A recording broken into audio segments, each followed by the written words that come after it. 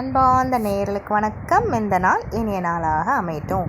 இன்றைக்கி நம்ம இந்த பதிவில் எதை பற்றி பார்க்க போகிறோம் அப்படின்னு பார்த்தீங்கன்னா, முருகப்பெருமானை நினச்சி நம்ம வீட்டில் சஷ்டி திதி விரதம் இருந்து நாம் இந்த வேல் பூஜைகள் நம் வீட்டில் செய்தோமானால் நம்மளுடைய கடன் பிரச்சனைகளும் தீரும், எதிரிகள் தொல்லைகள் நீங்கும், அது மட்டும் இல்லாமல் குழந்தை பேர் உண்டாகும்.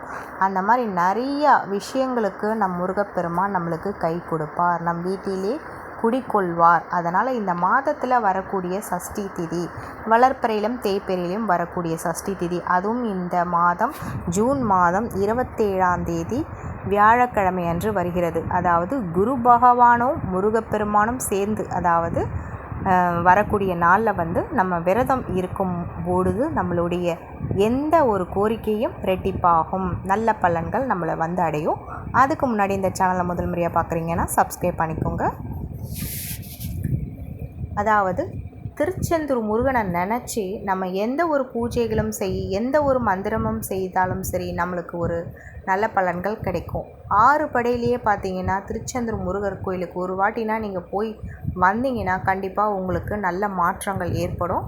அது மட்டும் இல்லாமல் நம்ம அந்த சஷ்டி திதி அப்படின்ற நாளில் முருகப்பெருமானுக்கு அந்த திதி அன்று நாம் இந்த வேல் பூஜை செய்தோமானால் நம்மளுக்கு ரொம்ப ரொம்ப சிறப்பு. சின்னதாக ஒரு வேல் வாங்கிக்கோங்க, வெள்ளியில் வாங்கிக்கோங்க, பித்தளையில் வாங்கிக்கோங்க, உங்களால் முடிஞ்சது எந்த அளவோ வாங்கி வீட்டில் வச்சு அதை கீழே வெறும்னே வைக்கக்கூடாது. கீழே அதுக்கேற்ற மாதிரி அழகாக தாமரையில் இருக்கக்கூடிய மாதிரி பார்த்துக்குங்க.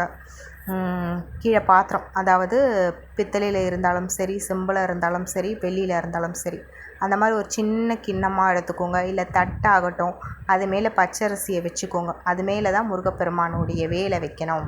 இந்த வேலை நம்ம அபிஷேகம் ஆராதனையெல்லாம் செய்யலாம். அப்போது அந்த அபிஷேகம், அதாவது பால் அபிஷேகம், தேன் அபிஷேகம் எல்லாம் பண்ணிவிட்டு அதுக்கு அலங்காரம் பண்ணிவிட்டு இந்த மந்திரத்தை முருகப்பெருமானை நினச்சி நீங்கள் சொல்லணும். ஓம் நம குமராய நம என்ற ஒரு வரி மந்திரத்தை சொன்னால் போதுங்க. இது உங்களுக்கு வெற்றியை தேடி தரக்கூடிய ஒரு சாதாரண மந்திரம் மட்டுமல்ல, சிவபெருமான முருகப்பெருமானுக்கு அருளிய இந்த மந்திரத்தை நீங்கள் டெய்லியும் வீட்டில் இந்த சஷ்டி திதிக்கு தான் சொல்லணும் என்ற அர்த்தம் கிடையாது. 108 தடவை நீங்கள் மனதார ஜெபிங்க. இது ஏன்னா ஒரு சின்ன லைன் தான், ரொம்ப பெருசாக கூட கிடையாது. 108 தடவை நீங்கள் டெய்லியுமே உச்சரிக்கும் பொழுது உங்கள் வீட்டில் நல்ல ஒரு மாற்றத்தை நீங்கள் உணர்வீங்க. உங்கள் வீட்டில் ஹஸ்பண்ட் ஒய்ஃப்குள்ளே சண்டை இருந்தாலும் சரி, எதிரிகள் தொல்லைகள் இருந்தாலும் சரி, பணம் கஷ்டமாக இருந்தாலும் சரி, குழந்தைகள் பேராக இருந்தாலும் சரி, ஏதுவாக இருந்தாலும் அந்த முருகப்பெருமானே உங்கள் வீட்டில் குடிக்கொள்வார். அன்றைக்கி இந்த ₹1 நாணயத்தை கையில் பிடிச்சிக்கிட்டு இந்த மந்திரத்தை 108 தடவை நீங்கள் சஷ்டி திதி அன்று இந்த வேல் பூஜையெல்லாம் பண்ணிவிட்டு முருகப்பெருமானை நினச்சி இந்த ₹1 நாணயத்தை வச்சு நீங்கள் எந்த ஒரு கோரிக்கையை நினைக்கிறீங்களோ அதை மட்டும் சொல்லி இந்த மஞ்சள் துணியில் இந்த ₹1 நாணயத்தை முடிஞ்சு முருகர் பாதத்தில் வச்சுட்டு உங்களுடைய பிரார்த்தனைகள் நிறைவேறணுன்னே அந்த திருச்செந்தூருக்கே போய் உங்களால் இந்த ₹1 நாணயத்தை செலுத்த முடிஞ்சால் செலுத்துங்க. இல்லை அருகில் உள்ள கோயிலுக்கு போய் நீங்கள் செலுத்தினாலும் பரவாயில்ல.